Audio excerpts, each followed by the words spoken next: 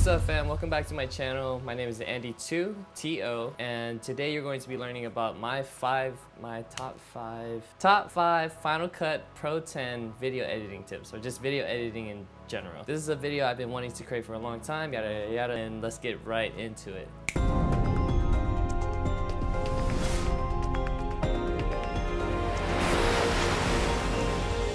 First thing I want to address is organization. As a video editor, especially like when I was first starting off, like just organizing all the footage and knowing where everything is at, because it plays a huge role in your video editing workflow. So when shooting video, the first thing you should do is actually match up all of your cameras and the time. I've done this plenty of times where I messed up and I had like 3 different cameras and they were all shooting on different dates. So you want to set up some kind of system, some kind of catalog system for your footage. And the way I do it is, here, I'm going to go into my laptop.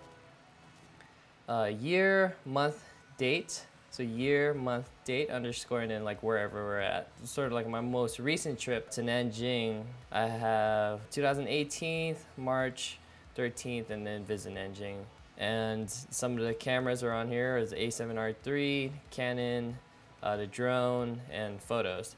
You'll see this along with all of my photos that I've created, and it really just gives me a streamlined system of just knowing where everything is. So the second thing is, for speed, I like to go with the trackpad. Just to keep things real, like I'm always on the road, I'm always editing on different desks, different settings, and I never really have that home system. So I just learned to teach myself how to edit on a trackpad. Anywho, going back to my tip about using a trackpad, the movements are a lot faster versus having a mouse. This is just based off of personal experience, and trust me, like I know that there are times where I kind of get like slight carpal tunnel from editing so much, but if you're to that point, you should just really just take a break and stretch.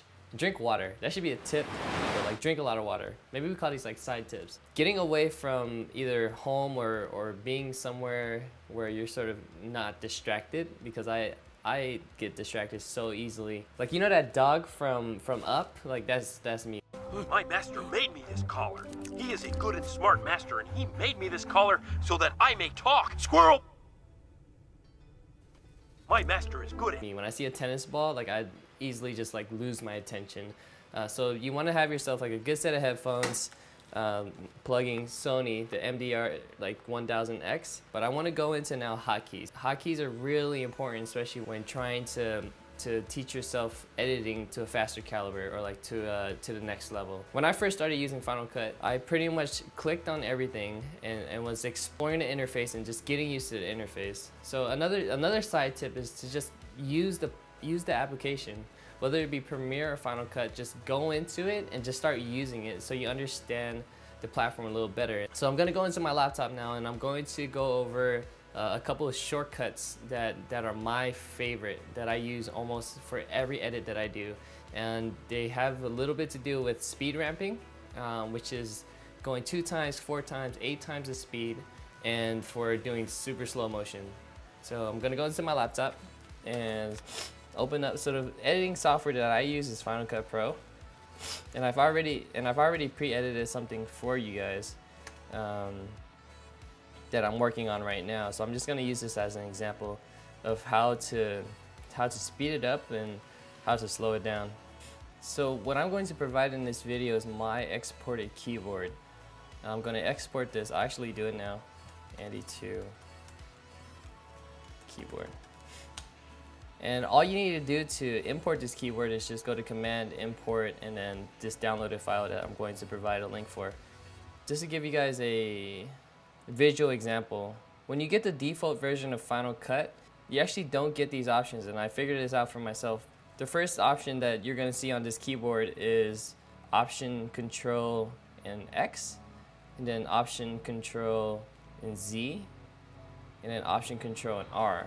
Option Control X is pretty much 4 times the speed, 8 times the speed, and then resetting the speed. And to give you guys a real life example, so this is how it looks at real time, normal speed. And if I wanted to speed this up without using the hotkeys, I would have to highlight the clip. I have to click this button. I have to go to fast and then 4 times. But then with the keyboard, with the new keyboard option, I could just highlight the clip, hold Control Option X, and then you get 4 times the speed. This actually has sped up my workflow like so much, and I like the super fast cuts, and this allows me to do it without having to go over and click over on this panel. And you can see how tedious like this would be, right? So I'll make a copy of this, and they're both 100%. So Control Option X for 4 times the speed, Control Option Z for 8 times the speed. So here's the second keyboard shortcut that I'm going to teach you guys, and it's called automatic speed. So when you get Final Cut Pro, it defaults. It doesn't have a hotkey assigned to it for the default. So I created one, and this is how to get slow-mo footage. And this will be a little more on the intermediate side, but you have to shoot either 60 frames or 120 frames or 240 frames for you guys who are on the more advanced level, and you drag it onto a 24 frames per second timeline, and then you pretty much conform that footage to go, and it does the calculations for you and slows it down accordingly. So what I'm trying to teach you guys is the simpler way of just slowing down the footage without having to go in and do calculations with math. And for me, like, just to keep things real, like this has made my life so much easier and more simple, and it's made my workflow a lot faster too through doing this. So what I did was I assigned this hotkey as Control Option C. So what we just learned is Control Option X, Control Option Z, Control Option R, and now we're going to add Control Option C, and that just gives you automatic speed. And now look at what it's going to do to this footage. So this was shot at 120 frames and is currently on the 24 frame per second timeline. And what I'm going to do is I'm going to highlight this clip, and I'm going to go Control Option C, and look at that. It slows it down to 20% on its own. So I want to show you guys what it looks like before going down to 120 frames and then after slowing it down. So this is the footage real time. Now this is the footage going 120 frames. Isn't that cool?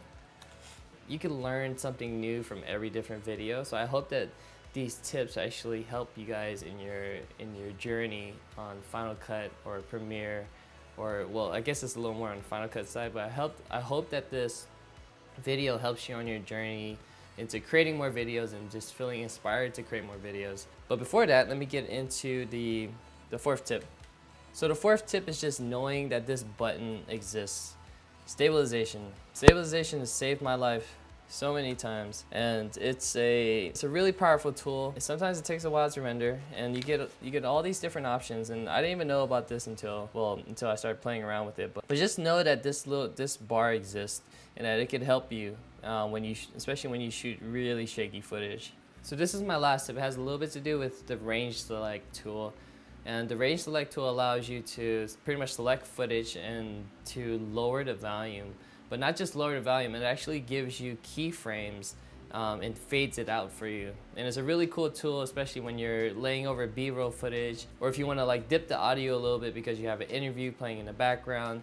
It's good for plenty of scenarios, but I think that this is a really good tip to add to the video, because if you're manually doing it, I mean, that's good that you're learning the mechanics of it, but this will make your life so much easier. So check this out. I have 2 different clips. One's an audio clip and one is a video clip, just to show you guys an example. But all you gotta do is hit R to use the range select tool, or you could drop this down, and it's called range selection. And then you select whichever it is on the timeline, and all you got to do is go to this white bar down here and then drag it down. So you notice that like it creates 4 keyframes, right? And these keyframes you can manipulate them in any way that you want. And I just wanted to bring a video clip just to show you guys that, you know, you could do it on both video clips and audio clips. So that pretty much wraps up my top 5 editing tips, like for Final Cut Pro in particular. But I wanted to get into video editing a little deeper. And for those of you guys who want to learn a little bit more about me and my sort of personal journey with editing, from high school, then you could keep watching. If not, then I hope that you guys hit the subscribe button and you enjoyed this video, because I really enjoyed making it, and I hope to make more of these in the near future. So yeah. Alright guys, so video editing. So I started off with Windows Movie Maker, and I remember my uncle letting me borrow his camera, and he pretty much had this video function on it. And I just wanted to create these short clips of like my dog or like me playing the piano. So you had to like record and then know what you're recording and then delete clips that you don't want. So like delete the outtakes. Then when I re-enrolled myself back into high school, that's when I took Mr. Jackson's drama class. Like, to be honest with you guys, like I was one of those students where I took advantage of like the bathroom passes. Every opportunity I got to leave the classroom, like that was me. I was a pretty bad student. But in this class, it was a different story because you got to leave class to create. And I want to pay tribute to Mr. Jackson, because if it wasn't like for you taking your class, I wouldn't have been exposed to all this cool, you know, video equipment, video editing software, audio equipment, like you name it. The coolest part about taking this class is at the end of the week, everybody would pretty much have to show off what they created in that week. And Mr. Jackson had no requirements, no curriculum, and that's what made, I can't even really explain it, because the gift that he gave to us is like something that I could almost never repay him for. My favorite part about creating videos was at the credits. At the end of the video, me and my friends would get to be on the credits, and it's like, dang, we came together and we created something. We created something cool. We created something we could be proud of, and it empowered us. Like me, Johnny, Sang, and Dylan, like we created this video, and those are like my old classmates from high school. And if you guys are watching this, like if it wasn't for like taking that class with you guys, I wouldn't have, you know, I wouldn't be where I am today. And you know, I'm just super grateful and thankful that I was able to experience that class and Media Academy as a whole. It's crazy because like reflecting back on it now, like I still go back to my old high school to talk to some of the students. And in May, I'm actually going to go again to talk to some of the students at Media Academy. And it's because that was me once upon a time. Like that was me in those seats, like just trying to learn anything I could, and not even knowing that you could make a career out of this. Like not knowing that videography and editing and just doing creative stuff could take me from Oakland like to the rest of the world. So I went from Movie Maker to Final Cut 7 to iMovie, and then it's crazy because like just growing up in Oakland, you just deal with shit that most students shouldn't have to deal with. Like someone came into our classroom and stole all of our iMacs. Like they took everything. I was pretty pissed off that they did that, because like all these students, you know, all these students just lost out on opportunity. But I guess for me, I was like, dang, I want to get as much editing time as I could. So every opportunity I could, I would stay after school. I would go during lunch. Like I would just eat my lunch in the editing room, and I would just spend all my time there. You know, editing comes a long way for me, and maybe in a later video I'll go into like what happened at college and what happened after college. But for now, I'll just keep it at that. If you guys watched until the end, let me know by commenting "fam," and you know, make sure you guys subscribe. I'm still new to this YouTube stuff, but I'm really trying to dive deeper into it this year. It's been a cool journey. I'm happy to be back, and I'm happy to be filming again. I got my standing desk installed today, and me and JLINHH are traveling. We're going to Puerto Rico next week, so we're super excited about that.